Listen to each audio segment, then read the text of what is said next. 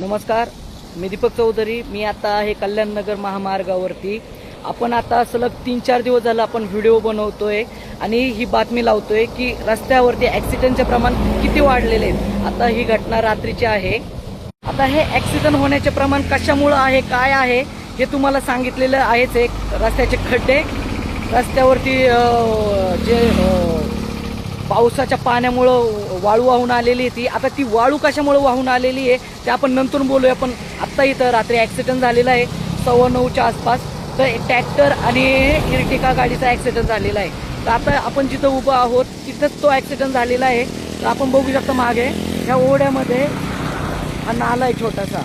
इथे ट्रॅक्टर उलटा पडला होता आणि हे जे लाल बॅग दिसते इथं इर्टिका गाडी उभी होती, जे गाडीने तिथं ठोकला होता. म्हणजे आपण रात्री तो व्हिडिओ काढलेला आहे आणि तो पाठवला पण आहे, तो तुम्ही पाहिलाय. तर आता ह्या गोष्टी खूप वाढलेल्या आहेत, ॲक्सिडेंटचं प्रमाण वाढलेलं आहे. ते कशामुळे वाढलेलं आहे, ह्या रस्त्यावरती स्पीड ब्रेकर नाही आहेत, जे वेग कमी करतात. ते झालं पाहिजे. आता मी व्हिडिओ लावतोय, व्हिडिओची कुणीच दक्षता घेत नाहीये. त्याच्यामुळं असं वाटतं की ते स्पीड ब्रेकर झाले म्हणजे गाडीचा वेग कमी होईल. आता तुम्ही बघू शकता